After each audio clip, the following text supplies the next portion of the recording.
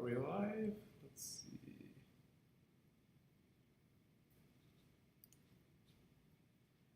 All right. Welcome to the NBA 2K G League show. I'm your host, Varun Charya, and welcome to the show.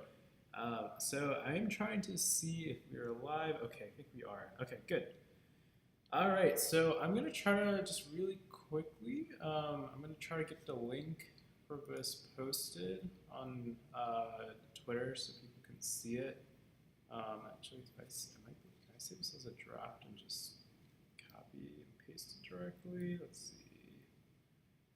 But yeah, just bear with me for a second, and then I'm gonna post this on the Twitter, and we'll kind of get straight to the live.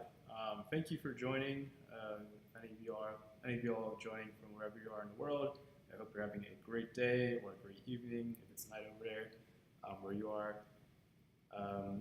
Yeah, and the G League season, it's coming to an end. But this is always a kind of exciting time, where I think it's very close, like in the G League, like towards the end of the season with teams trying to make it to the playoffs. And so, it's been a really exciting year. I'm really excited to see, who ends up making the playoffs.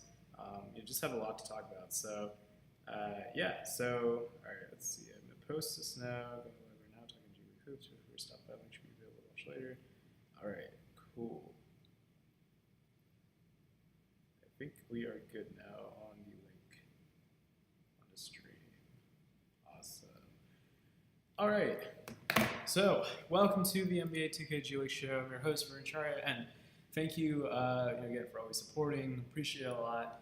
We're going to talk about the two-way contract signings in this episode, and we're going to talk about the final month of the G League season. So, something I've been thinking a lot about recently is I've been thinking a lot about like the harder things that a GM goes through in their job, and I kind of had this idea. Let's kind of put like a question to the stream. You can ask these questions like in the live. Definitely would like to know your thoughts for sure. Like what you think is the hardest part of the NBA GM's job.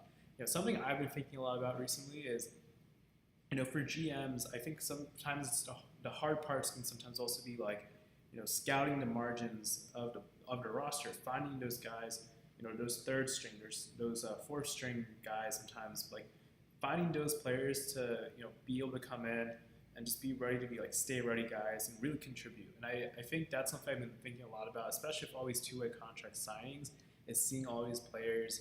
All the guys are looking at these GMs. It's kind of their job is working with their scouting department to find that next the next Ryan Rollins and the next like Naquan Tomlins, like looking for those next guys that are going to be good rotation players for their NBA team. So. Definitely let me know in the comments and the live chat, like what you think is the hardest part of the NBA GM's job. Definitely really curious what you all think too as well. So let's get straight to it. I'm gonna first open with this. So you're probably wondering, why am I like showing you all like the 2023, 2024, what was it, like Milwaukee Bucks depth chart. So here's what happened, right? 2 years ago, around this time, Ryan Rollins was signed to the Bucks on a two-way contract.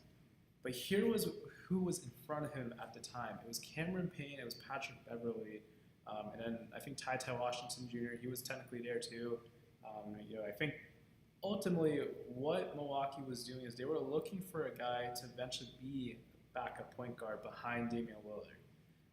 And that ended up being Ryan Rollins eventually. And then Lillard got hurt. Rollins started, he became a starter. He's been looking really good this year with the Bucks. And so I think when you're a GM, you're looking for those guys. If you're signing these two-way guys now, it might not be for this season, but it's also about looking at for next season. I mean, Rollins had a really great summer league in 2024. I want to shout out Summer League. I remember I was like literally walking right behind him one time, Summer League, just for y'all who want to kind of plan ahead, really good opportunity to just like go see a lot of basketball. You can meet some players. Highly recommend if you're just thinking ahead of your summer plans. It's in Vegas, about 10 days. Let me know if you have any questions about that. Feel free to message me on Twitter. But Ryan Rollins, he had a good summer league. And then eventually, I think DeLon Wright was the backup point guard for Milwaukee in that 2024 to 25 season. Wasn't having the best year, and then there were some injuries, and then they finally gave Ryan Rollins his opportunity. And so, again, with these two-way contract signings, the theme is you're looking at these guys being signed not just for this season to kind of make an impact, but it's looking kind of ahead of seeing who could potentially be a good rotation player, for this team. And so that's something I think, I wanted to kind of point out as we're kind of looking at theme in this live. And so, all right, so other things is I want to kind of talk about here. I made this list of the potential two-way contract players who are from the 2022 NBA draft who are eligible still after this season. Now, let me first explain, if you do not know what a two-way contract is, it's a contract that pretty much allows a player to be active for about 50 games, if the NBA team, and then they have to make a decision. But if they're not going to spend that games active, then they also spend time in the G League.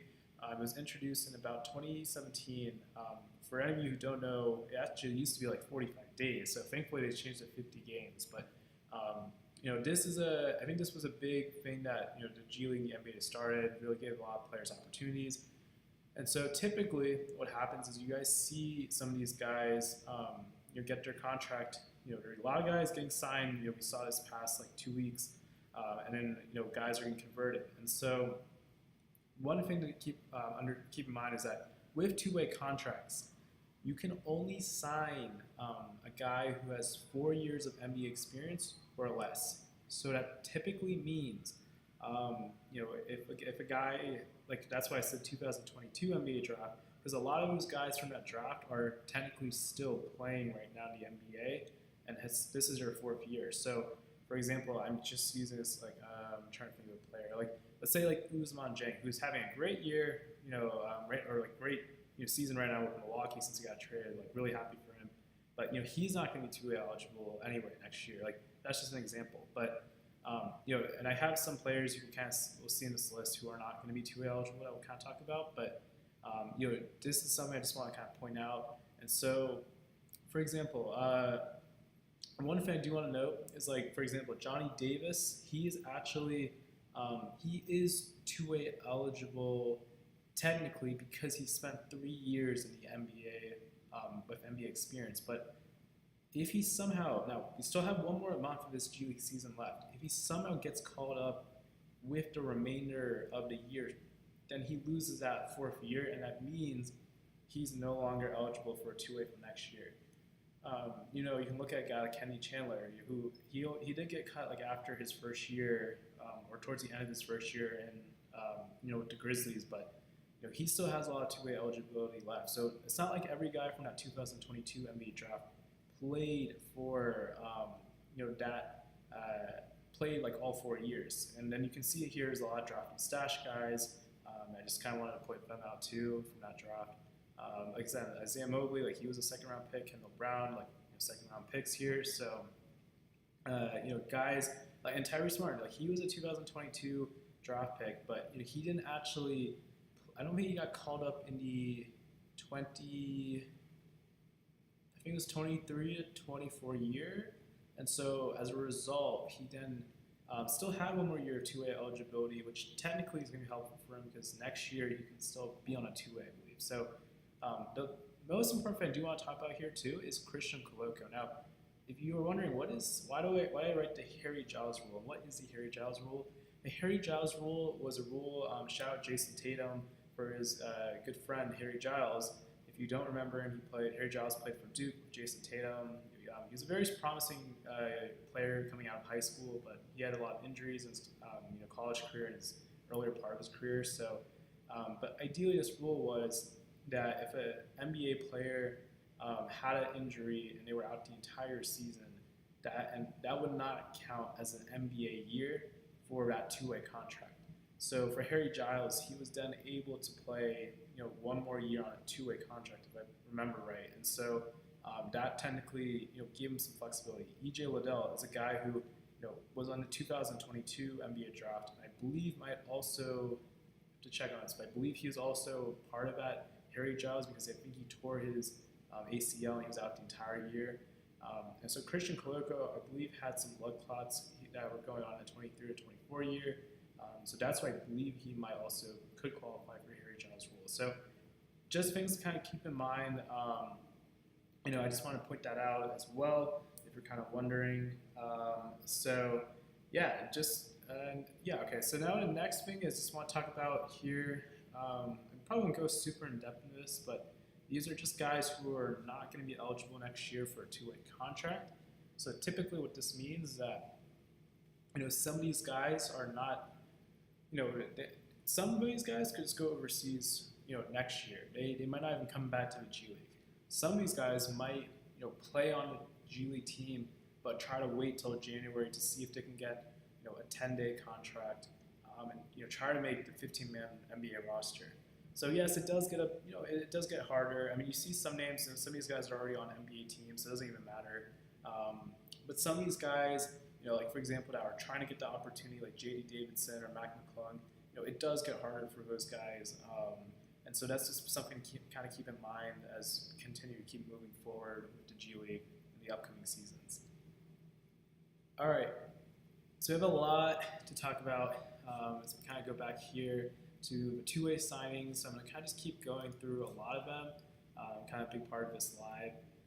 So we'll probably do like maybe the first half and then do questions and take a break, do the second half, and we'll do more questions, break, and then in the last part of this live, we'll talk about the final things to look at in this G League season. So, all right. So first things first, we'll talk about Mac McClung.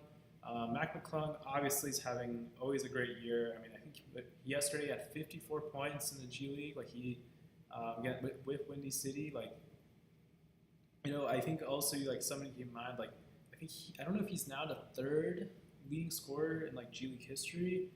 Like he's just having a great year. And so, I think I've been really happy to see what he's doing, with the Windy City Bulls. And I think right now, for him to get minutes, it's a very tricky situation because they have a lot of guards on that roster. And a part of me thinks too is something you have to look at from the business side is these guys, they're also looking at the money side. Like if they're going to play for that G League team, they're hoping they're going to get that two-way contract because they're getting more money at the end of the day. And so for a guy like Mac McClung, hopefully maybe at the very end of the season, especially if the Bulls decide they're not going to like make the play-in or something, hopefully they get an opportunity where maybe they can then look at giving Mac McClung some of an opportunity. I mean, I think that would be a great thing. But you brought in Mac McClung also as a vet to your G League team, and you always have to have good vets not only on the NBA team but also on your G League team. When you're going to have younger guys, like Noah Senge or like guys like that, you need to have some of those guys who can kind of just help, bring that team leadership to the G League side. And so Mac McClung definitely does that. I thought he deserved at least like the two-way. Again, those are the things you like that may not always get seen, but I think are things to kind of keep in mind when you're looking at these G League rosters. So next player, Tosan Ivuwawan. Okay, I did practice, guys, his last name for like 5 minutes yesterday, just trying to like listen, but I think it was better today than it was yesterday. So Tosan, I think he's from London, or I think he's from England. So he went to Princeton. He played for the Detroit Pistons G League team when he got drafted in 2023, and then he got called up to the Nets. And then I think he was traded to the Clippers G League team last year, and then got called up to the Nets, and now he's kind of bounced around. He was with the Knicks G League team, like on a two-way, and then his rights got traded to the Maine Celtics, and he was having a good. I thought he was playing well. He was shooting better with Maine. Let me see if I can pull up his stats so we can all kind of look at it here. This lets me see all of it. If not, we'll just do regular season. Okay, so right here you can see that with Maine he was shooting about 35.3% from three.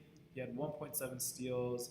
almost 20 points a game. So, he looked good, with Maine. And I think, it made sense for the Hornets to look at him. We're going to kind of, throughout these two-way contract signings, I'm going to kind of pull up the depth chart on ESPN. I really do hate the ads below, but we're going to see, I'm going to kind of keep pulling these things up so you're kind of able to see, like, the depth chart, because I'm hoping that I'm kind of get an idea of seeing, like, what is, what, like, the team is looking at ahead of the time. So if they're looking at bringing a guy like Tosan, maybe he fills, like, a Josh Green spot in the rotation eventually. Maybe he fills Grant Williams' spot in the rotation eventually. Maybe if, Tijan Salon, say, like, he gets hurt or it doesn't work out or something, maybe he fills that spot. You're always looking ahead. I'm going to keep saying that if you're, that's kind of the theme of this live, is you're always looking ahead with these two-way contract signings. So, that's just something I thought I'd keep in mind with Tosan. Buddy Boeheim, he played for the Thunder on a two-way. It was only for like about a few weeks, especially when they were having injuries. And some of their guys who were shooters were getting hurt. So just kind of good insurance to bring in Buddy Boeheim. He was with the OKC Blue last year. Also, he's played with the Detroit Pistons previously on a two-way in Motor City Cruise. But it was nice that they kind of just rewarded him too as well, bring him in. And then they did cut him, I believe, for Payne Sanford, which we'll talk about later. So yeah, good signing there. Blake Hinson for the Utah Jazz. He got caught up by the Rip City Remix. Let's talk about his stats. Blake Hinson, he is a shooter. That's kind of like his big thing. He's really good off the dribble. You can see here with the remix, he had, I think, 44.5. Let's see if I can pull. Okay, good. Just let me see both. So, yeah, with the Rip City remix, he was shooting 37.1% from three. Almost 70% from the free throw line, 5.2 rebounds, 2.4 assists, and 0.6 steals. So if I remember, the one thing about him too is he really is strong. He's 6'8", he's 230 pounds. He's a bit older, but I think the biggest thing is that his shooting, and I think the fact that he is, I think he's really strong. I think that does kind of help him. Hopefully, as he can get better defensively too. But I think he is definitely a scorer. I mean, you can see at 23.4 points per game. I think yesterday he played for the Salt Lake City Stars at 36 points. So not too surprising. He shoots a lot of threes. That's a big part of his game. But again, you're looking at, let's pull up now again, Utah Jazz depth chart. You're looking again ahead of who could potentially fit in on this depth chart. Maybe eventually he takes. I guess John Conter, he's kind of there right now, but I don't know, like long term, like maybe Bryce Sensabaugh here. So maybe eventually like Blake Hinson is kind of here in the second unit. And so again, you're just looking ahead of seeing who's going to be the best player down the line, for your organization.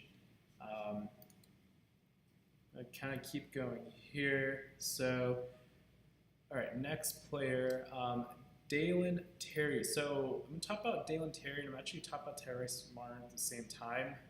Dalen Terry, he's kind of like a Swiss Army knife type of guy from Chicago. He was traded at the deadline, and then he was cut. So then the 76ers gave him a two-way. And also Tyrese Martin, during the trade deadline, he was also cut. He wasn't traded, but they just cut him because they need to make like roster space, and then he signed to 76ers on a two-way. So, both guys, they're NBA players. I feel like, they were playing NBA minutes. So I think it was a steal for the 76ers to get him because, the biggest thing too is, when you sign a guy, for example, like Dalen Terry, right? Like Dalen Terry is not going to be eligible after this year for a two-way contract. I did earlier say Tyrese Martin, but Dalen Terry is not. But here's something that's interesting to keep in mind. Look at the situation of what happened last year with Bones Highland. Bones Highland, he played for the Timberwolves on a two-way contract towards the very end of the season. They got him on a two-way. He was not going to be eligible after that. But he played like 2 games with Iowa. He was there in the organization. And then Minnesota gave him a 15-man roster spot during the summer. So it's not technically like the end of the world if this like 4th-year guy with his last bit of two-way eligibility is playing for the NBA team, it still is the possibility that they could bring him back, this summer. And maybe they do that with Dalen Terry, or some, for other NBA teams who have a guy that's similar fourth year, almost out two-way eligibility. Maybe it's a similar thing that they can do here. But, Dalen Terry, let's kind of see how he does. I think, with some of the injuries right now, Paul George, Tyrese Maxey, hopefully he's able to kind of bring in some depth there. Tyrese Martin, he also, a guy who can really shoot the ball. I remember he had 7 threes in the game. I thought he's looked really confident in terms of shooting the ball when I was watching last year for Long Island. In this very small amount of games for Long Island, but most of Brooklyn, he was doing pretty well. So, I was really happy that the 76ers signed him. Give shout out to Sam Hinkie because he signed really good players on two ways. I think I was talking about this early before the season, getting Dominic Barlow, Jabari, Walker. Those were great moves, I thought, by Sam Hinkie, and they ended up being helpful, especially this year with the 76ers when they had the injuries. So give Sam Hinkie's. Did I say Sam Hinkie? I've been saying it wrong. It's not Sam Hinkie. Daryl Morey. Give Daryl Morey his credit. Sam Hinkie is older GM. My bad. But Daryl Morey. So give Daryl Morey his flowers for sure. All right, next player we're going to talk about is Riley Minix. Riley Minix, pull up his stats here. So Riley Minix, he played for the San Antonio Spurs last year, and he played also this year, pretty much up to the tip-off tournament, and then they decided to go a different direction. I think afterwards, and they cut him. I think that was so they could sign. It might have been Kyle Mangus actually. Now I'm thinking about it. And then Stanley Umude. So, what ended up happening here was that I'm going to see if I can find it. Riley Minix trade. So I was looking at this earlier, so I could use this as an example. So I talked about this on Twitter that when you're an NBA G League GM, you're looking to get the rights of a guy that you want, and eventually see how he does in the system, and then maybe you sign him two-way, and that's exactly what happened here. Riley Minix, they traded their first and second round picks into 2027 G League draft to Westchester. Westchester has an insane amount of picks, but they traded those picks so they could ultimately get Minix's returning rights. It was a 3-team trade, so Donovan Williams went to Austin from Westchester, but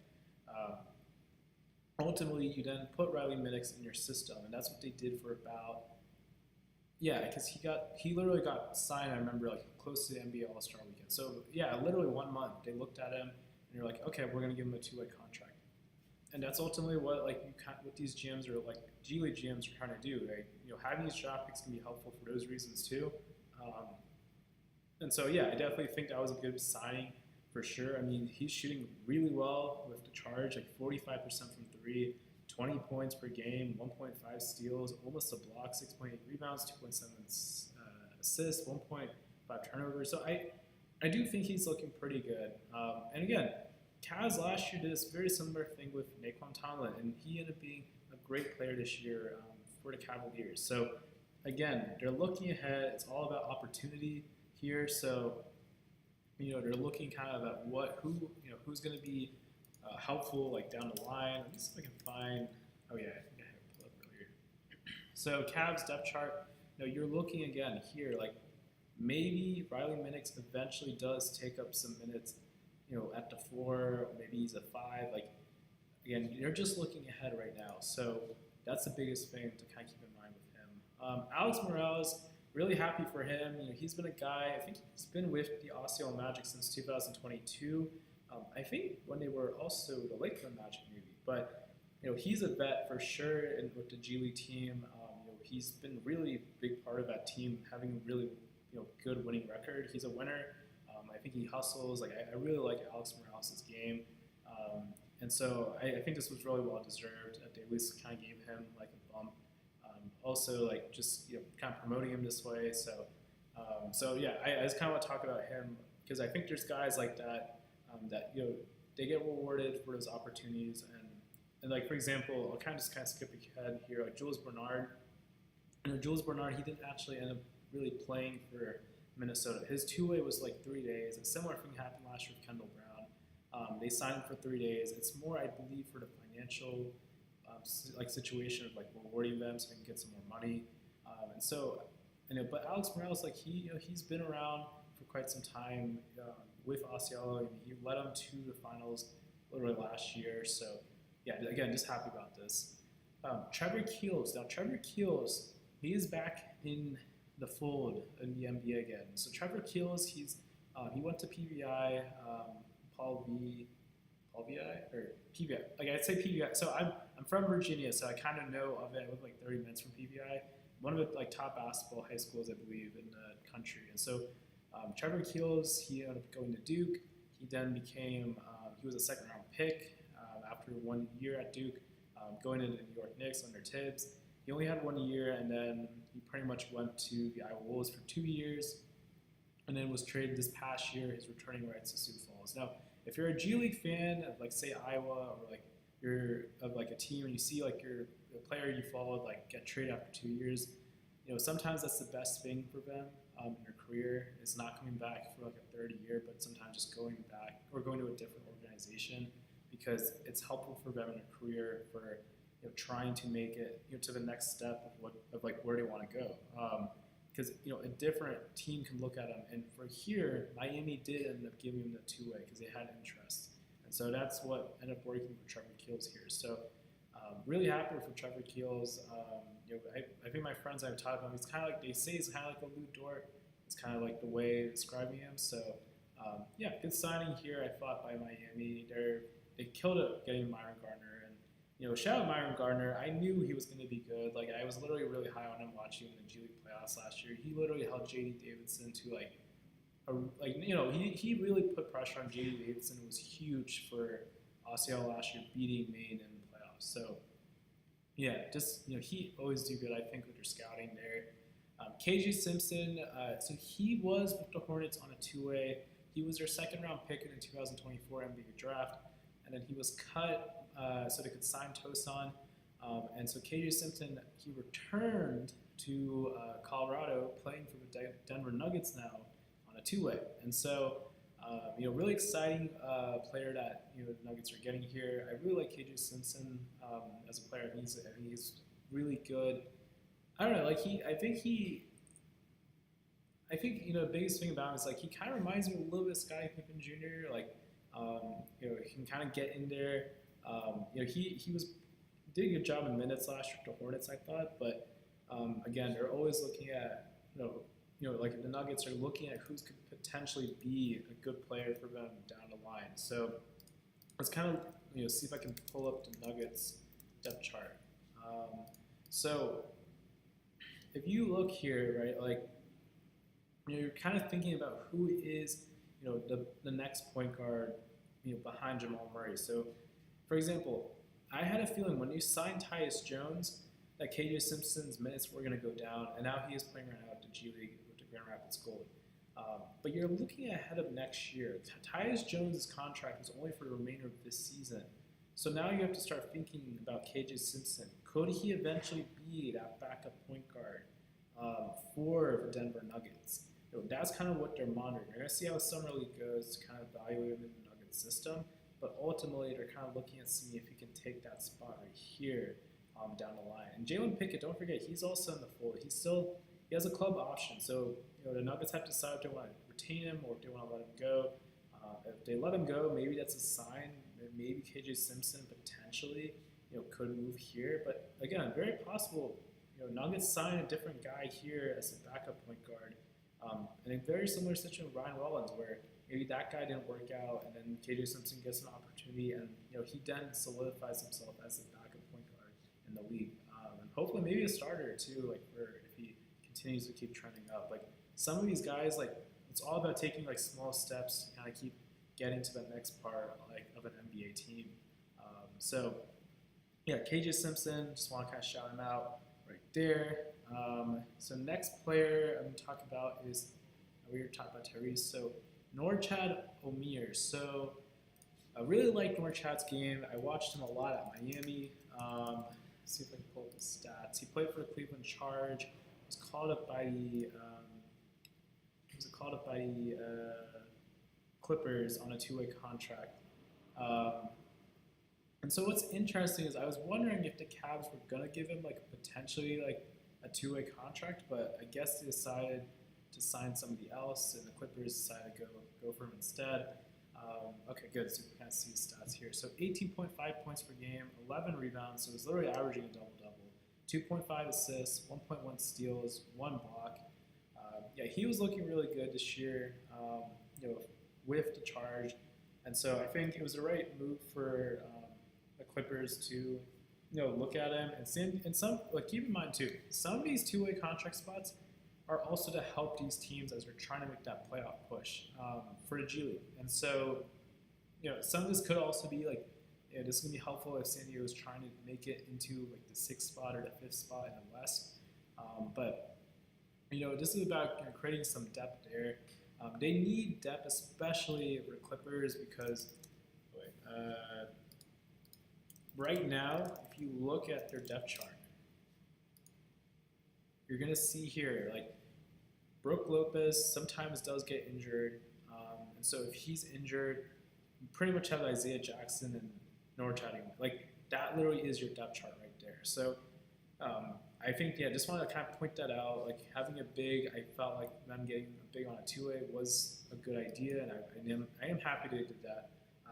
Kind of going to shift over to talk about Sean Padula, because he was the other two-way contract player that was also signed. The other two-way contract guy was signed. I'll pull up the stats. Let's see. So hopefully it'll let me see both his regular season and tip-off, or we'll just do tip-off then.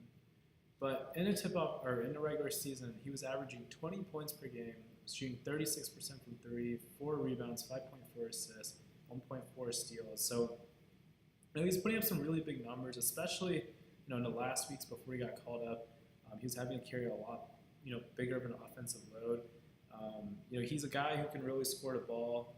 That's for sure. I think he can get in the rim, and he's crafty. I like his game for sure. So I'm curious to see how he does with the Clippers. You're kind of looking here at point guard depth. You have Ty Washington Jr., who's not going to be eligible for two-way, I believe, after this year. So that's something notable. So you're kind of looking ahead right here about your depth here, and really it's just kind of looking at some like a point guard to kind of help right here. So I like what they did there, the Clippers. I think they were smart about what they did with the roster, the trade deadline. So good moves there. Let's see. So Darius Brown, similar situation where he was also just called up, kind of for like a little bit of time. I think he did at least appear in a game with the Cavs. But Darius Brown, I thought he was looking really good. I think he was at one point, he might have been leading the G League in assists. Let's see. I'm curious to see. Okay, he was averaging a double-double in assists, which is really impressive. And 2.7 turnovers too is like, to do 10 assists on 2.7 turnovers, that's good actually in my opinion. That's like really good. 40% from 3, 12.7 points per, like it doesn't matter if you score like 30 points, like if you can do like if you can move the ball, you can shoot, like you can knock down shots, like he's a very promising candidate. I hope like even if it's not the Cavs, like other teams look at. So it wasn't it wasn't long term. It was temporary because they ended up signing. Kind of shift over to Olivier Sarr next, but they signed Olivier Sarr. But again, I thought this was more about also the financial side too for the Cavs to look at somebody, but also give him because he was with the Charge last year too. Man, like I'm looking at his numbers from last year, which is impressive. 4.8 assists last year to 10 assists this year that's phenomenal. So that's like huge improvement for him too. So shout out Darius Brown. But we'll kind of talk about Olivier Sarr. I'll kind of like skip over. I should probably organize this more by like team now I'm thinking about this. But Olivier Sarr, let me pull up his stats. So Olivier Sarr, if you don't know who he is the older brother of Alex Sarr, who plays for the Washington Wizards. Olivier Sarr, what I really like about his game is this. Okay, maybe we'll just do regular season. Olivier Sarr was huge. So he was a really big part for the 905's success in the earlier part of the tip-off tournament section of the season. And he's a G League champion. He won the G League championship in 2024. He unfortunately did rupture his Achilles tendon, in that G League championship game. So he didn't play at all last year. So I'm happy to kind of see that he's back in the league again. But he's a really promising player, a member of the Thunder too. And so, I think this was a good move by the Cavs here. If you're looking here at his stats, he's able to stretch the floor. He's shooting like 42.6% from three. He had 1.5 blocks a game, 7.8 rebounds. Again, he was coming. I think he was coming off the bench. No, he might have been starting actually, as I'm thinking about this. But he was looking pretty good with the 905. Again, it was a huge success. We'll kind of talk about some of the other 905 guys later as we kind of go through the list. But again, looking ahead here, so I think I had it pulled up. So let's kind of go back here to the Cavs. You're looking at for depth because behind Jared Allen, you have Thomas Bryant. And that's pretty much it, center-wise. They could obviously sign a center, in free agency. They can also look at getting, drafting a center. But Olivier Sarr right now, I think, he could potentially take those minutes right here behind Jared Allen. Now, to keep in mind, he's not going to be eligible for a two-way contract after this year. So, he's, again, it could be a similar situation with Bones Hyland where they sign Bones Hyland, for a two-way and then, bring him back on a 15-man roster spot. And so maybe they do that with Olivier Sarr. So, something to kind of keep in mind with Sarr as well. I'm trying to think. I'd probably talk about half, I'd say. Yeah, so let me go now back to your questions, and then we'll take a break, and then we'll continue back onto the next part of this, of the two-way signings. So let's look at your questions here. All right. So pretty much the main question here. Okay, or two questions. So first one from Julian. Anderson Garcia. I like it a lot, Julian. The Anderson Garcia call-up. Anderson Garcia, I'll actually just pull up his stats really quick. Anderson Garcia is having a phenomenal year. I was looking at stats pretty recently, and I was like, how has this guy not been called up to the league? It was actually boggling my mind because I'm like, it was very confusing to me. Because I'm like, this guy is his rebounding is insane.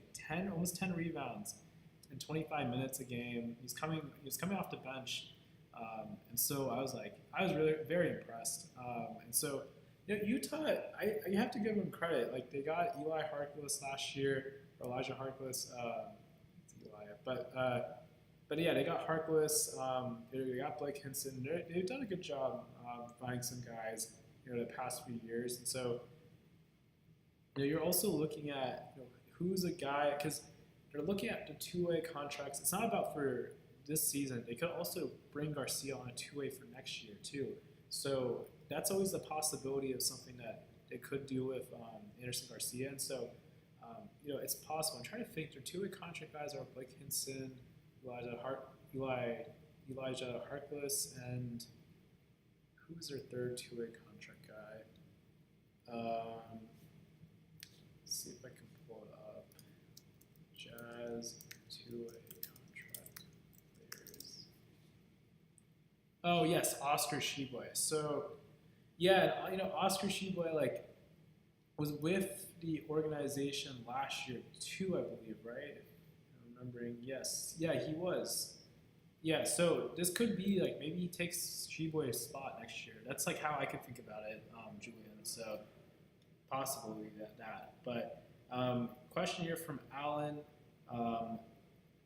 So is Zaire Smith still two-way eligible? Yes, he actually is two-way eligible. That's a good point. There are guys like Zaire Smith who did play he was drafted in 2018, who actually do have two-way eligibility. Because Zaire Smith, he had broken his foot one year, and then I think he also was like out of the league. He had some like I think it was like medical stuff going on with like something with his allergies, or it was like something about that. But he now is back in the league, so he is actually, yes, he is two-way eligible. So I don't know if he'll get caught up. I guess, well, he can't now on a two-way since the deadline passed, but if he signs a two-way, then, I mean, a 10-day contract, then let me see what would happen. Because he signed, obviously, the 10-day, not just past year, but the year before, in the 23 to 24 year. So I believe that does count as a two-way eligibility. So yes, he has one more year of two-way eligibility because he spent wait a minute, but 2 years. Ooh, might be actually, you might have 2 years because of the Harry Giles rule. Because what I talked about earlier is that he broke, I think, his foot his first year. Yes, he's fractured his foot at summer development, and then he was out. Was he? Did he actually play his first year? Let's see. Oh no, he did play his first year. Okay. Yeah, so they did play him. So, okay, yeah. So yes, he has 1 year of two-way eligibility left. So yes, I would say that's probably what I would say with that right now. Let's see, was there any other questions? So if you have any other questions, just feel free to put them in the comment section down below. I will now go on a probably like, let's say like 5-10 minute break, and then we'll get back on the live. So on 5-10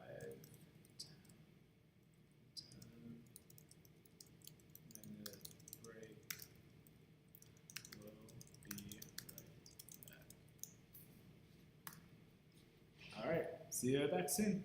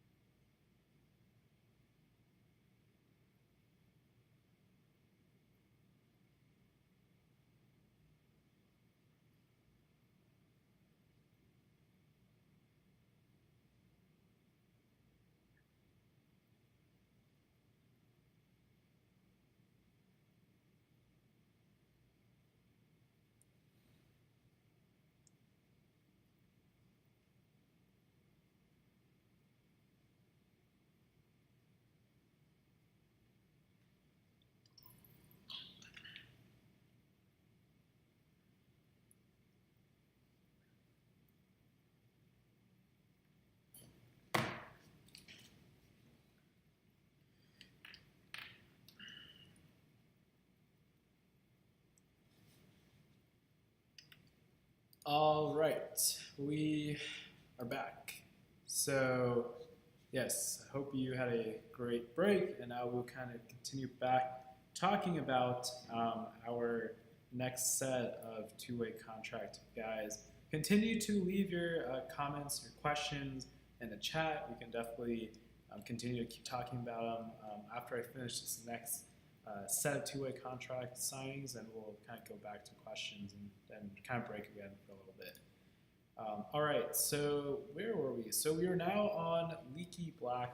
So just want to shout out Leaky Black. I watched the Capital City Go-Go. I went to all their home games last year, and Leaky Black, that was his first year with the Wizards organization after playing for the Hornets in their G League team the previous year.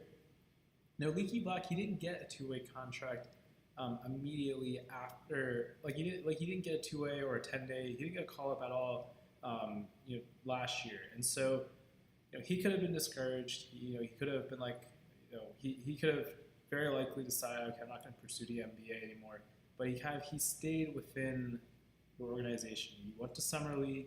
He was the only player who kind of came back from the Go-Go from that team to play Summer League, and he's the only guy from the Go-Go from the previous year to come back again this year with the Go-Go. And that hard work paid off because they gave him a two-way contract. I always liked watching Leaky. I met his manager actually. His name's also Varun, so it was really cool just kind of bonding over that. But I'm really happy for Leaky and his manager and just his team. So just kind of shout him out. Leaky, I think, is having a great year. We'll kind of skip a little ahead, actually. We'll kind of skip to Julian Reese because we're talking about the Wizards and the Go-Go. Julian Reese was another guy, DMV, part of that, Maryland team. He's from Baltimore. He played. He's a guy who had 18 points and 20 rebounds. Also, let's also keep in mind his sister is Angel Reese. So, like that, it runs in the family, like the rebounding. So, I think that's a really great thing is that they brought in a guy like Julian Reese here, the Wizards. It was a really good signing, I thought, because he was part of that 905 team who went undefeated in the tip-off tournament. And, it just shows that the 905, I thought, had a really solid, year last year. And, I talked about this earlier is that, these things do happen, is that guys get called up, after they have a really good tip-off tournament portion of the season, or a regular season as well. So, that's kind of what we saw here with Julian Reese. And, somebody to kind of look at for the Wizards more closely to kind of have some depth. Maybe he becomes that 5. They're giving Tristan Vucevic, I think it's a guaranteed contract for next year. So, but Julian Reese, kind of plays better and is a better third string center behind, is a better third string center than Vucevic. Then maybe they potentially look at, bringing in Julian Reese in that spot. Let me actually see I'm trying to see if I can pull up the Wizards step chart. So, Wizards step chart, we have. Okay, actually, yes. Now I'm starting to remember. Tristan Vucevic is. So if we have Anthony Davis here at center, Alex Sarr at the 4, then actually Vucevic might kind of be their backup center. But it depends if they end up looking at somebody else and free agency to be a backup center. Because I think the Wizards, I think a lot of people know that they're going to start really trying to compete next year.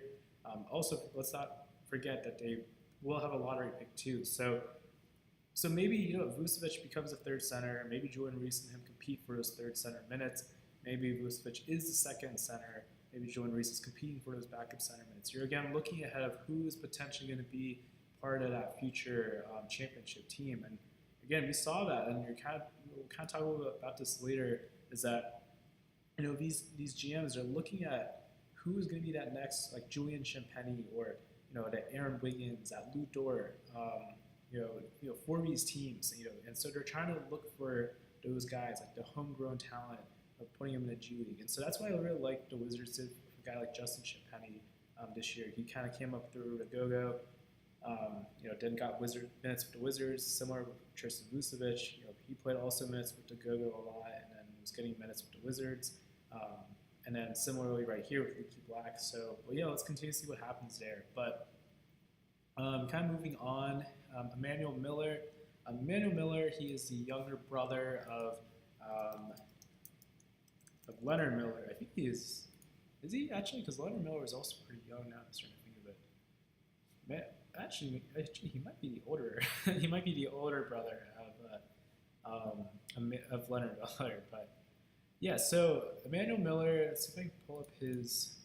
Let me see his overall stats. Okay, so for just this year, like what's kind of funny is that he was part of that trade. I think it was it a Cavs trade? Dario Saric and the Bulls. Like he was pretty much traded on a two-way contract to the Cavs, and he actually ended up playing for charge some games. But overall, this entire season, he's having 17.1 points per game. He's shooting 30% from three, which I do remember wasn't like maybe his strongest suit, but that's something I'd like to definitely for sure see it improve. But again, I think you're kind of looking ahead of seeing like can he contribute, for the Spurs, down the line. And right now, you have to also keep in mind that David Jones Garcia, one of our two-way contract guys, he did get hurt unfortunately with an injury, and I don't know if he's going to be out, how long he'll be out. But it's just a good idea to kind of look at somebody, to maybe you could potentially, if David Jones Garcia isn't really playing as well as you're hoping, then you kind of can give Emmanuel Miller more of those minutes. You still have Harrison Ingram too, who's also on this team, trying to make more minutes in the NBA now with the Spurs. He was their second round pick from 2024. But I think also I think part of this too is, and I talked about this earlier, is finding guys. It might also be about helping the G League team as they're trying to make a serious push for the playoffs and the G League championship. So very possible too that they're hoping Emmanuel Miller will kind of help them as they try to make a run for another championship. We talked about Jules Bernard earlier. Cormac Ryan, I really did like the signing a lot because Cormac Ryan, he's a guy that I thought had a really good year this year with the Wisconsin Herd. They cut Mark Sears earlier in the season, and then I don't think they signed anybody else on that two-way. So then they filled it with Cormac Ryan. Now, Cormac Ryan is averaging 20 points per game, 41.7% from three, 4.5 rebounds, 3.1 assists, 1.5 steals, and what's crazy is looking at his numbers from last year, 97% from the free throw line. Wow. Yes, he is a phenomenal shooter. You're kind of looking ahead if you're Milwaukee. It could be a very similar situation how they did with Ryan Rollins, where they're kind of seeing right here who's going to potentially be some more backup guard minutes.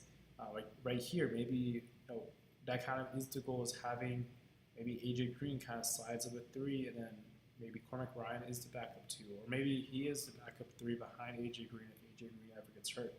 You never know if a guy tears his ACL, his Achilles, is out for the entire year, is having an injury, plagued year.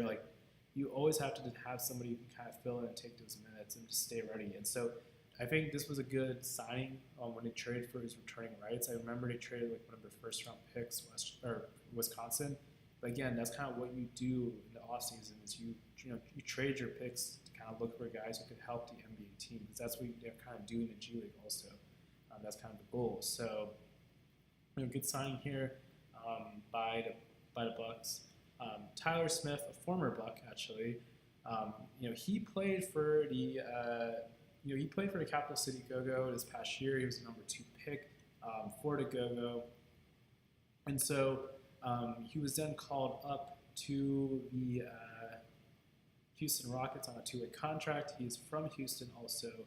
I had a feeling that he was going to get traded after he was cut by the Rockets, to the Vipers, because he's from Houston. I didn't think the Go-Go really could play in minutes anymore because they had a lot of forwards on their roster. So it made more sense, for them to just trade his rights to the Vipers, and then he now gets called up to Dallas. So him and then the other guy the Mavs called up, John Palakides from the San Diego Clippers. I talked about this in the video like late summer, early fall about, and I just talked about this a little bit earlier too in the stream. You're looking for guys around Cooper Flag. You're looking for those guys around who's going to be the lottery pick that the Mavs are going to get in this draft. You're looking for those rotation guys that can help out, the star players on that roster, the key players that are going to be putting up like those, big numbers. That you're kind of looking at who's going to be the shooters, who can be rebounding, and just help make the job easier for those other guys. And so it's a team at the end of the day too. So it's kind of like looking for who's going to help in the system. And John Palacios, he was one of the best three-point shooters for the San Diego Clippers. I remember seeing him on his South Bay Lakers game when San Diego came to South Bay, and he looked really good shooting the ball. So not really surprised that he got called up. Tyler Smith is a really young player, so it makes sense you're kind of looking at younger guys too that maybe can develop around Cooper Flag. I think Finn Cole. I apologize if I'm mispronouncing your last name, Finn. If you are watching this or you do watch it later, he does a really good job writing about younger prospects like Tyler Smith. I know he had a good article about him earlier this year, so I highly recommend you go check that out. But Tyler Smith's a very intriguing player too for the Legends. It kind of just brings them some talent because the Legends have been struggling this year. They don't have the best record right now. I think it might be the second or third lowest team right now in the G League. So at least it was kind of helps in that way too. But I'm trying to think. All right. So next player, Payne Sandford. So Payne Sandford, a guy who he was, I believe, injured kind of this year with the OKC Blue. Let's pull up his stats. See if we can look at his. Let's see if it'll let me see his. Okay. So yes, he's not. He's shooting 32.3% from three, and I believe it's a big part of his game. I think I was looking at before was that college stats. I believe he's kind of. He definitely is kind of shoots a lot and like a lot of threes. That's a big part of his game. And then, he had like 6 rebounds in college, 3 assists, almost a steal. So I thought this was an intriguing move by the Thunder back here. So intriguing move by the Thunder. I'm curious to see how this is actually going to turn out. Kind of in the future. I mean, if he's a forward, let's look at the depth chart. Here, OKC Thunder depth chart. This could potentially be, maybe they're looking, because here's the thing, right? Like next year is where things for the Thunder get interesting. They cannot sign. I think they're gonna have to move probably Lu Dort. That's what people are speculating. So if you move Lu Dort, then Cason Wallace moves to a shooting guard spot. Maybe you have to move Isaiah Joe potentially because of the situation. So maybe Aaron Wiggins moves to a 2. So they have to kind of look at, right here, they're kind of thinking ahead. And so maybe that's why you sign a guy like Payne Sandford to kind of help, take on those minutes. And that's also why earlier we talked about Zaire Smith. I was thinking you're also looking at Zaire Smith maybe to eventually kind of help take one of those spots, especially if Cason Wallace moves here to the shooting guard. Maybe like Zaire Smith would eventually take that second shooting guard spot, for the Thunder's rotation. Let's see. Okay, Jalen Slauson. Now, Jalen Slauson, I think, has been having a very good year. He's had to do a lot of the offensive load because for the Noblesville Boom, both their point guards, Stephen Ashworth and Kyle Guy, were bought out so they could pursue overseas opportunities. So he's been doing a lot of the offensive lifting for this Noblesville Boom team, averaging almost like 19 points a game, 35.2% from 3, 7.3 rebounds, 5.3 assists, 1.4 steals, 2.2 blocks. Obviously, yes, he has 3.8 turnovers, but I'm not surprised since he has a big part of the offense for the Boom. So, I think I'm happy. First of all, he got the call up on the 2A. Earlier this year, I was wondering why they didn't give him like a 10-day when we were signing other guys. So I'm happy they finally gave him the 2A. I thought it was really well deserved. But Jalen Slauson, former Sacramento King, he led Osceola to the G League Finals last year. I think he's a guy who, I'm hoping gets more of an opportunity in the league. Hopefully, now he's kind of played a lot more in the G League. Hopefully things will slow down. I think Swinky needs an opportunity at this point. I hope maybe as we kind of get in these final games, the Pacers, they're looking ahead of potentially who will fill some of those minutes. Like kind of those third string center minutes right here in the future, because having Jalen Slauson right here, Kobe Brown, I don't think is going to be back next year, the Pacers, or at least I think he's a free agent this summer. So you're kind of looking at maybe Jalen Slauson could take this spot right here as the third power forward on this roster. And so ultimately, I think that's the things you're like having to kind of keep in mind.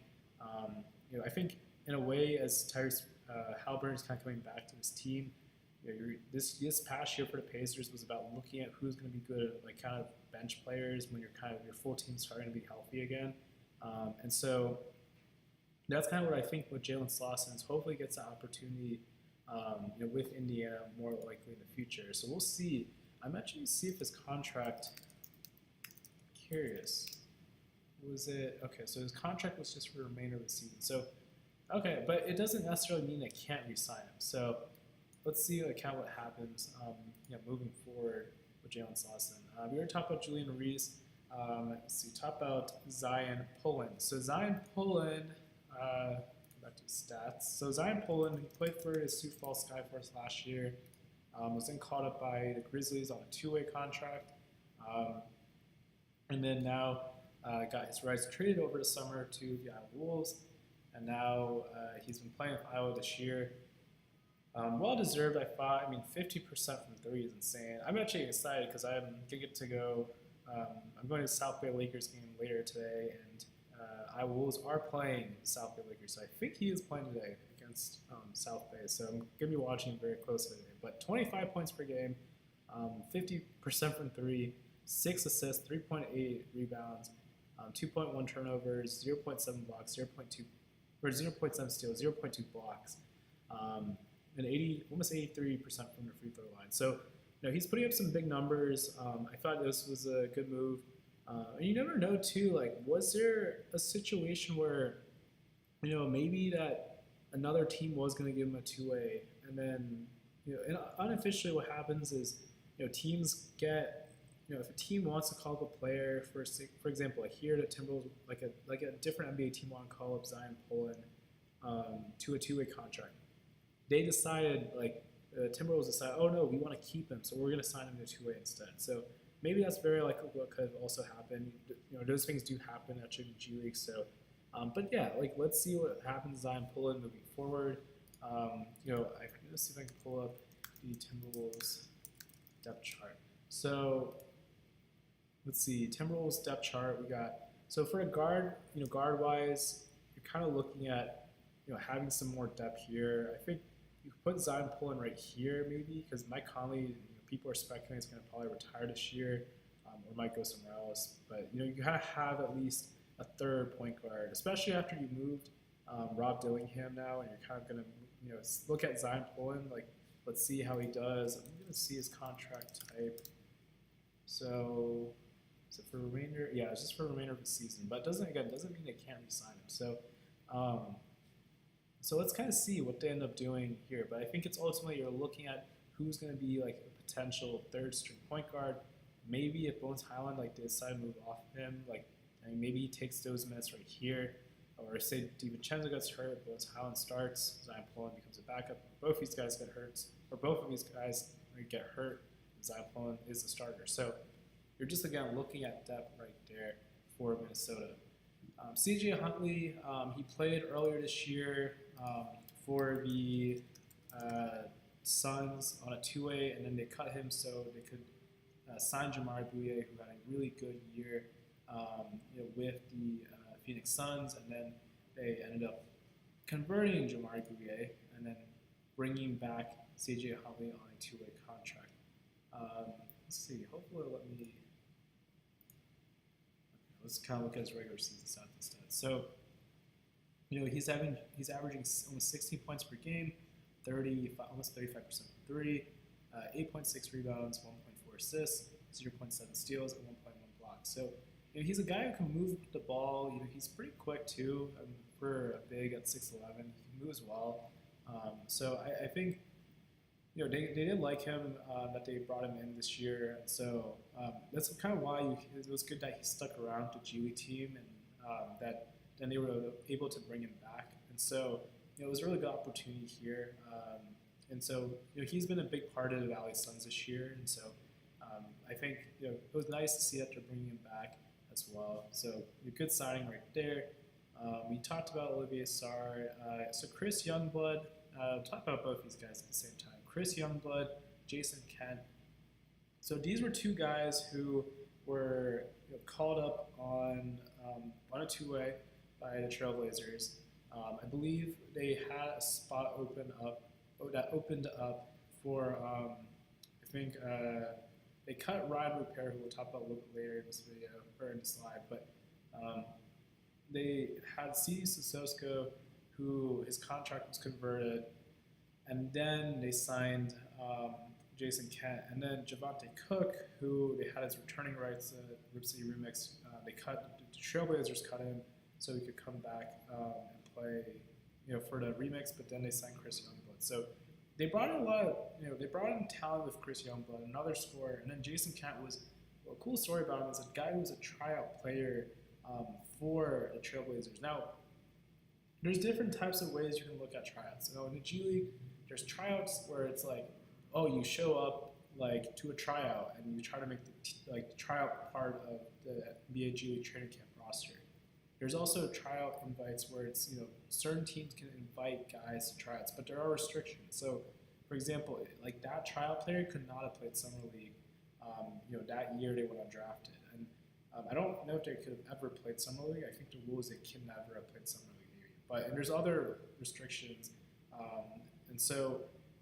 So Jason Kent, he had those restrictions. So he was technically a tryout guy. And so he, made a Remix's, final day roster. He made their opening night roster. And then, he played well enough that he got a two-way contract. So that's what it's about. Like, that's the cool thing for me as a fan of the G League is, like, seeing stories like that. And so really happy for, Jason Kent. And, just kind of, be able to see that as well. But you're kind of looking ahead. You're looking at Matisse Thybulle, who's going to be a free agent, I believe, this summer. And you're kind of looking at having some depth here. Potentially, he could be a backup small forward. You're always looking at who's going to be that next rotation player right here. And so maybe Jason Cook does that. Jason Kent does that. And then Chris Youngblood, a guy who can score the ball. He was playing with the Thunder. He played a little bit with the Thunder, but was playing with the OKC Blue. What I really liked is that they were bringing him off the bench to OKC Blue because they kind of wanted to shape him as a guy who comes off the bench as like a sixth man, because that's what he's going to be doing in the NBA. And so doing that somewhere in the G League, I think translates. And so the young boy here is like a scorer. Kind of see how he does. For Caleb Love, it's going to be a very interesting situation to kind of look at because they have him too on the team. But something just to kind of monitor going to the summer with those guys. All right, David Roddy, so former 2022 first-round pick. He's been between a few NBA teams. I think he was with the Grizzlies, then the Hawks, and then I think he was with the Rockets and the 76ers. But he was very pivotal. He was the last player I'll talk about from that 905 squad. Of the three guys that were called up, Olivier Sarr, Julian Reese, and now David Roddy, that was really pivotal for that team going undefeated in the tip-off tournament until that very last game, sadly. But, he was very good, and he's been good this year in the G League, and I believe he returns to Colorado as well. I think he is from that area, or I think he went to college in Colorado, so I think that is really cool that the Nuggets were able to bring him in. Again, because he's a fourth-year two-way guy, it doesn't necessarily mean that they can't re-sign him. They could always bring him back on a 15-man roster spot for next year. So, let's see, right here, David Roddy, they could potentially bring him in here. Maybe he is that third-string small forward, or maybe move Spencer Jones becomes the third-string power forward.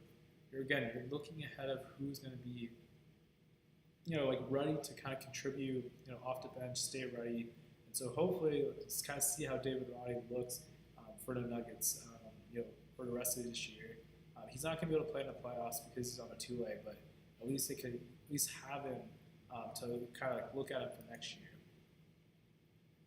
All right, next player, Josh Adoro. Josh Adoro, can I pull up his stats? So Josh Adoro, he was with the Birmingham Squadron last year as well. He's a center. He's probably, I don't know if he honestly will play really minutes with the Pelicans. I mean, you have to keep in mind the Pelicans have a lot of bigs on their roster. They have Derek Queen, Yves Missi, Karl Makovich, DeAndre Jordan, and they have Hunter Dickinson. Like, they have a lot of centers, a lot of bigs. So, do I think Josh Adoro is going to play? He might, maybe like towards the very end of the season. But I think this was more about us rewarding a guy who was with your organization last year and kind of came back. 7.3 rebounds, 1.6 assists, 1.3 steals, 1.3 blocks. He's getting 14.6 points per game. Easily stretching the ball a little bit more, trying to shoot 26.2% from three. So, I think it at least helps these guys if they get some more money because, maybe then they can play again in the year after in G League. Earlier I know we had this list that we talked about here. For example, like we talked about like Johnny Davis earlier, and actually James Bouknight too. He's actually still two-way eligible, and he hasn't been called up yet to this year to the NBA. Like, Killian Hayes too. Like these guys who are lottery picks, they have more money that they made, earlier in their career, so they have a little bit more flexibility where if they want to play the G League, it makes sense. If they're, not as concerned about the financial aspect right now, and so maybe even signing that two-way, even if you're not going to play at the NBA side, that money could always be helpful if you're trying to save for be able to play again the following year in the G League. So, and hopefully then become like securing more of an NBA opportunity. So, one thing to kind of note too with the Pelicans is that they are actually moving their G League team from Birmingham to New Orleans. So I'm really happy. I actually went to the Birmingham Squadron for the Martin Luther King Jr. Day game, and that was really fun. I'm happy I was just able to check it out before they moved because I do think there's pros and cons of having like your G League team close by, and then there's pros and cons of having them far away.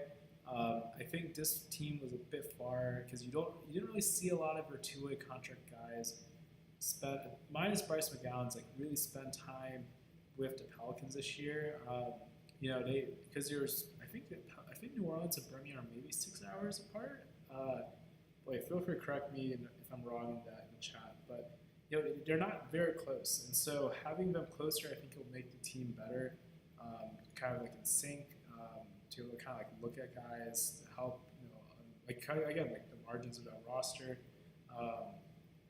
and like for example like Trey Alexander, like there's all these point guards in front of him, DeJounte Murray, Jeremiah Fears, at least he's like.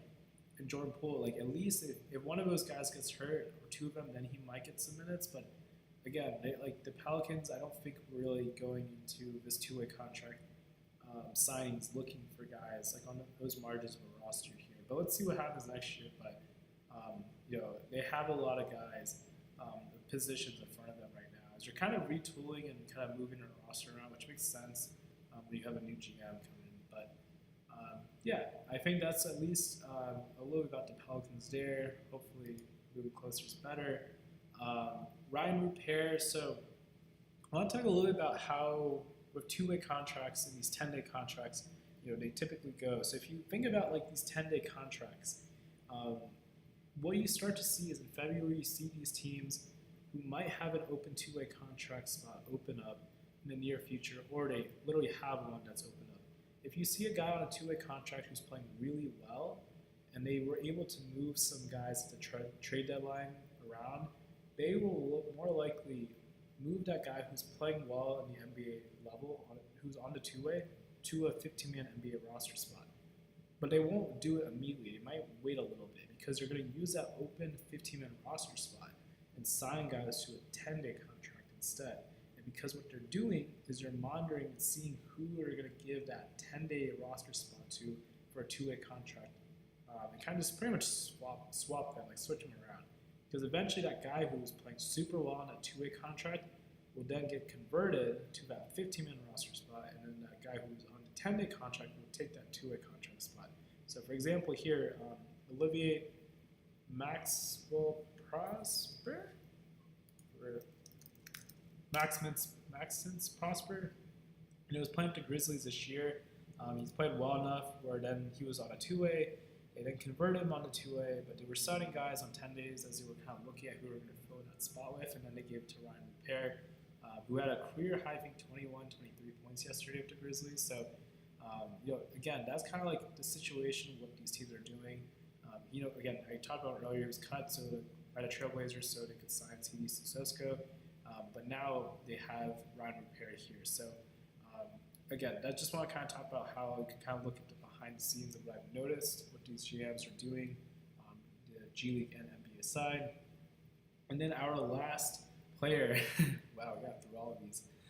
Last player we're going to talk about is Keyshawn Gilbert of the Capital City Go-Go, getting called up to the Atlanta Hawks. He's the second player out of Coach Cody Topper's tenure as a Go-Go head coach who's had a player called up outside the Wizards organization. So, let's see if we pull up his stats. I might have to do his regular season. But, Keyshawn, I remember he played minutes with the Wizards this year when they gave him the 10-day, and I thought he didn't look too bad. But his shooting is something that continues to need work here, as you can pretty much see. But he's getting at least 6.7 assists, 1.4 steals. He could be an intriguing player. 16 points per game. Oh wait, where's that?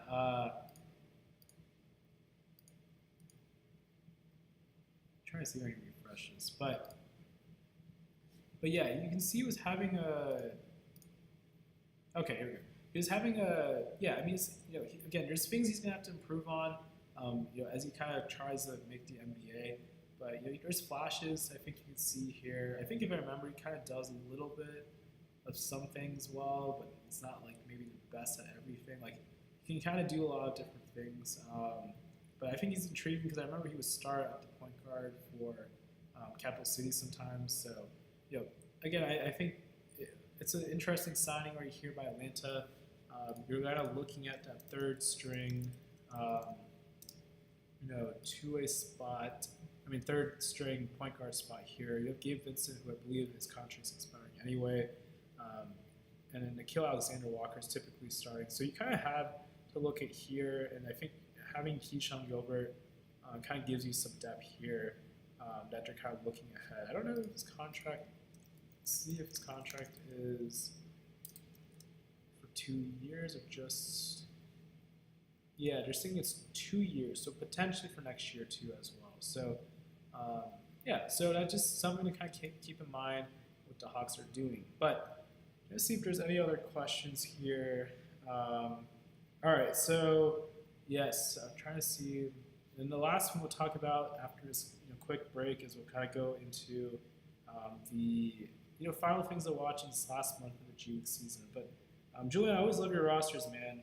Thank you too for always uploading them. You're always very good with your face creation. So yeah, check out Julian's rosters, guys, if you're on NBA 2K26. I believe it's 2025, and then it says / and then 26. And if you look at roster creator, feel free to comment that in the live chat, Julian, as well. But unless there's any other questions, I'm going to then put in a break for about let's just say 5 minutes, and then I will be back. So, all right, be back at 3:40. Be back at 3:40 on 5-minute. Yeah, about 15 minutes, 5-minute break. All right, cool.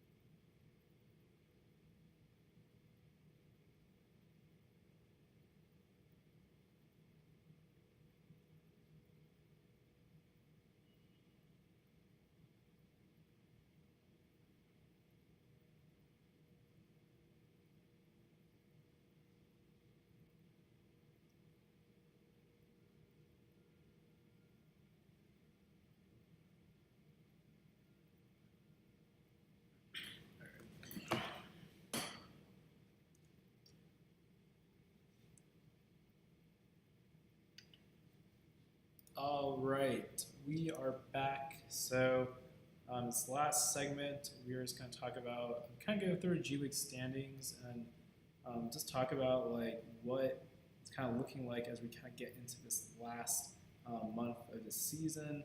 Um, so yeah, let's see kind of what they do.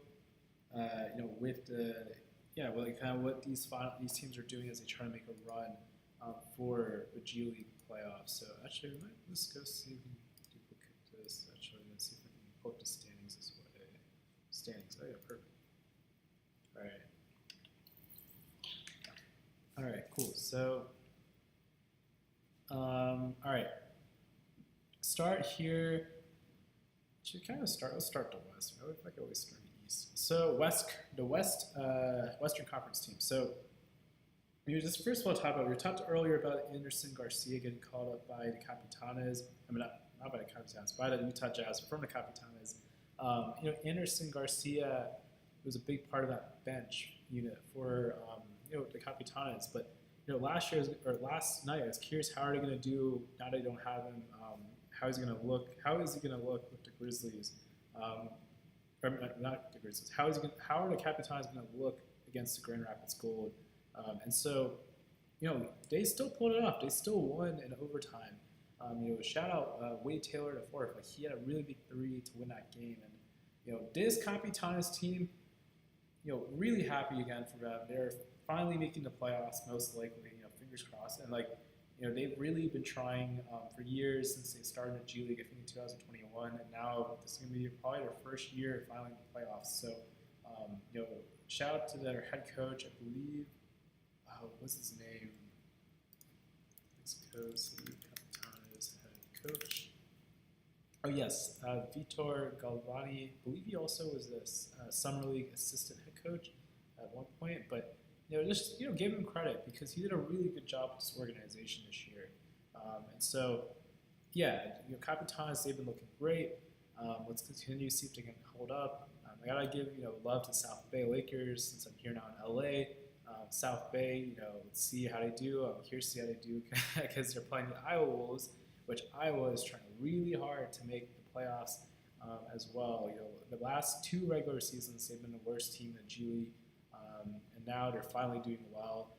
They kind of turned things around. You have to give credit to, their front office, Minnesota, because they made a change this year. They brought in, I want to actually just pull up his name because I don't want to mispronounce it. But his name is Mahmoud Abdel Fattah.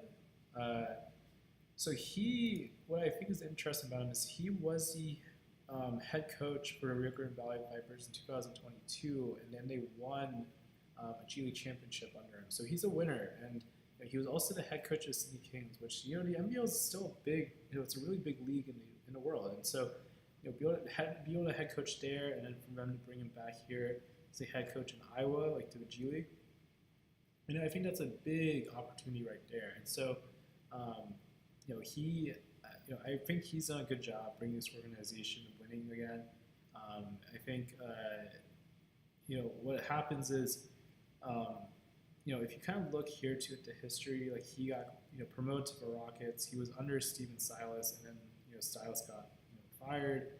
That typically means like his staff, who he was part of, gets fired as well. So, but happy for him. Like hopefully, maybe he gets moved to the, Timberwolves as an assistant head coach eventually under Chris Finch. So yeah, let's kind of see what happens there. But these teams right here, Rip City Remix, give them credit too, guys, because Rip City has had a very good season despite the fact that they've had 3 call-ups. They had Dylan Jones, Blake Hinson, and Sean Padula, who've all been called up this year. Two all like different G League teams. I mean, all different NBA teams. But despite that, they're still playing well. They're still trying to make the playoffs. It's close, guys. Like Sioux Falls, they're trying really hard to make it as well. There's got to be at least maybe like probably 10-ish games left in the season for the remainder of the month. All these teams are trying to get that spot, and each game right now is crucial for these teams to secure that spot in the playoffs. Because you can see here, it's not like anybody has yet officially clinched a spot, and so it's very possible. Like for any, like for example, the Hustle could very likely go on a 10-game winning streak and somehow get to the playoffs. Like they haven't technically been eliminated yet, and so again, a lot of things are getting close. Iowa Wolves, I want to talk about them because they added Terry Taylor, who I'm really excited to kind of see him back in the fold. I'm excited to see him play today against the South Bay Lakers. That's going to be a good game, especially because Iowa Wolves got Johan Berenger on assignment from Minnesota. So it just shows how seriously they are trying to win right now against South Bay, who is literally 10-1 since at home. Since I moved here, and I've done every South Bay Lakers game so far, except maybe one or two. They won it like all of their games. So I think every time they go, and I'm probably jinxing this, so maybe I shouldn't be saying this, but they've been winning their games. So yeah, I think they've been looking very good. So let's kind of see how the rest of it goes. Let's kind of move on here now to the East Coast. It's close here. I think you could look at like a week and a half ago, Greensboro was at the top. Now Osceola is at top. The Charge are also trying to stay in there. They had made a big trade to get Victor Oladipo's returning rights, but it doesn't look like he's joining the team. So they got to check out Malachi Branham, who played for the Spurs for 3 years, and then is now played for the Wizards this past year, and then was traded at the deadline, was cut, and now he joined the Charge. He's from Ohio. He played at LeBron James High School, St. Vincent St. Mary's. So Ohio kid getting to play for the Cleveland Charge would be pretty cool. Maybe too, they can look at bringing him in as a potential bench player on the Cavs, and so somebody they could look at. But good for them to kind of bring in some talent there. Long Island, they're 4-2 and they're trying to stay in there. One of their players, Nate Williams, they get called up, but this team is trying really hard to stay in there and not get out of the playoffs. And then 905, yes, they had 3 of their guys get called up on 2-way contracts, and so they're also trying hard to stay in there too, because one big move that happens with that Raptors 905 acquired Markelle Fultz, who the Toronto Raptors are looking at potentially giving him the 15-man roster spot. But he's getting Markelle Fultz. It kind of helps him win some games. A big guy who's been huge for him is AJ Hoggard, point guard for the 905. He was one of their draft picks, if I remember right. He's been great, especially right now for all those guys who got called up. He's really stepped up. A lot of these guys, when the guys get called up, their bench has to really step up, and that's kind of what's happening right now, especially this final stretch of the G League season. And so now you can kind of look here. You're kind of seeing the Motor City Cruise, the Delaware Bluecoats, Capital State Go-Go. Like all these last teams right here are trying really hard to get that 6th spot. And again, things can change. There's still 10 games-ish left, probably. Like, you never know. Like, things could very likely change between now and the final stretch of the G League season. And so, it's going to be very interesting to see what ends up happening. Give me monitoring as well, like what they end up doing.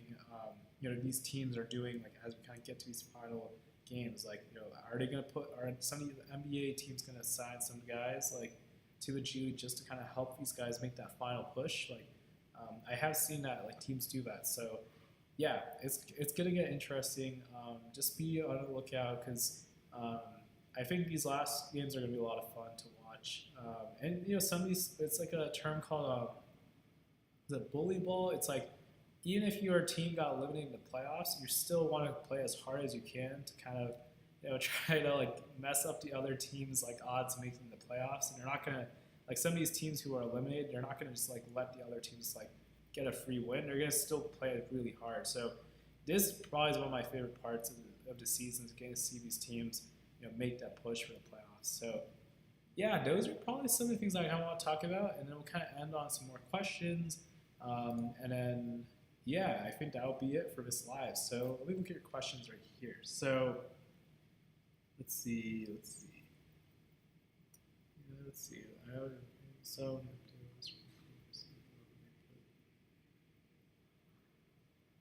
oh, interesting. So Julian, you're saying they put Anderson Garcia into NBA 2K day, and then they used O'Shea Brissett.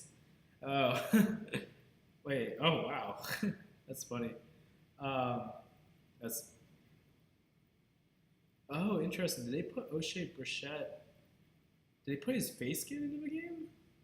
Or, huh? Interesting. But yes, so that's okay. But something to kind of look at pretty closely is yeah, I think as guys like and they do these patch updates. This is kind of talking about the NBA 2K side for if you're wondering. They do a patch update every 6 weeks, and so what happens is they add guys as face scans into the game who might have been previous 2Ks. What happened, I think, in 2K25 is they removed a lot of players who were on the disk files because they were trying to make space. So that's why now it takes like 6 weeks for certain guys to get like put back in the game. Like Trevor Keels, for example, it's gonna take him whenever they do the next patch update, probably like in a few weeks or something. They'll hopefully add him into the game. They won't wait till 2K27, but that's just an example. So that's interesting about O'Shea because I'm pretty sure O'Shea he didn't. Oh no, he was called up this past year. So no, he is in the 2K files. Oh, let's see. Like they just changed the name and headshot. They left scan and oh, okay, that's interesting. I'm sure that'll get fixed like really soon. Let's see. 3 or 4 business posters. Okay, I think that's a question towards somebody else from Rodney. Okay, cool. Yeah, unless there's any other questions, feel free to always message me on Twitter at GLeagueFan. But I think I'm going to call it there for today. So I really appreciate always the support. If you watch this video, feel free to subscribe, like, and just hopefully you enjoyed it. I have some things I'm thinking about for the summer, ideas. So for videos, maybe we'll see if I do another season of the summer series. I'm thinking of ideas for that. So, always appreciate the support. And yeah, wherever you are in the world, just hope you're having a great day, great evening. Have a good rest of your day or have a good night. And, thank you so much for watching. So, say peace.